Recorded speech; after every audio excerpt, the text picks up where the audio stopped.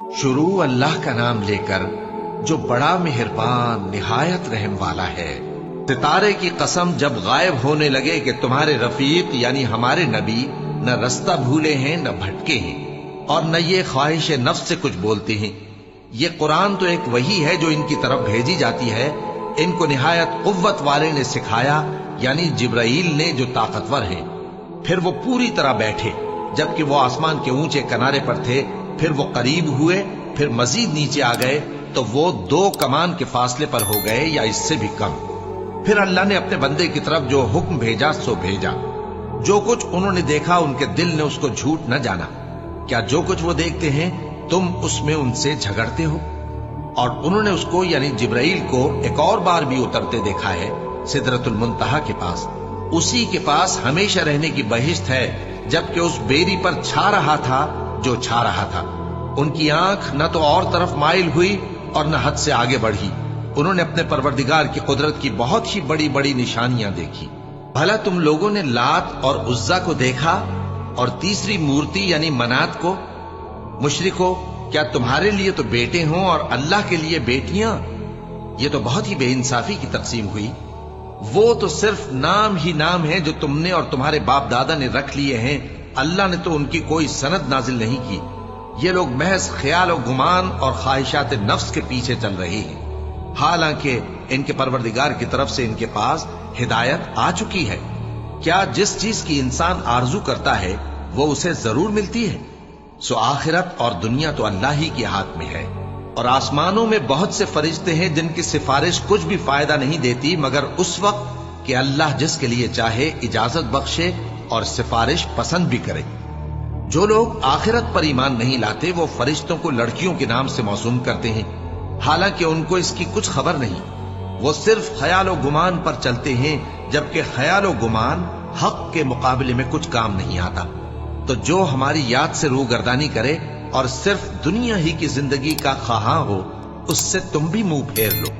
ان کے علم کی یہی انتہا ہے۔ تمہارا پروردگار اس کو بھی خوب جانتا ہے جو اس کے رستے سے بھٹک گیا، اور اس سے بھی خوب واقف ہے جو رستے پر چلا۔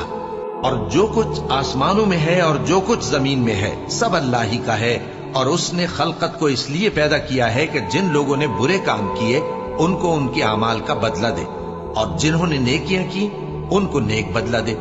جو صغیرہ گناہوں کے سوا بڑے بڑے گناہوں اور بے حیائی کی باتوں سے اجتناب کرتے ہیں، بے شک تمہارا پروردگار بڑی بخشش والا ہے۔ وہ تم کو خوب جانتا ہے۔ جب اس نے تم کو مٹی سے پیدا کیا اور جب تم اپنی ماؤں کے پیٹ میں بچے تھے تو اپنے آپ کو پاک صاف نہ جتاؤ۔ جو پرہیزگار ہے وہ اس سے خوب واقف ہے۔ بھلا تم نے اس شخص کو دیکھا جس نے منہ پھیر لیا اور تھوڑا سا دیا پھر ہاتھ روک لیا؟ کیا اس کے پاس غیب کا علم ہے کہ وہ اسے دیکھ رہا ہے؟ کیا جو باتیں موسیٰ کے صحیفوں میں ہیں ان کی اس کو خبر نہیں پہنچی؟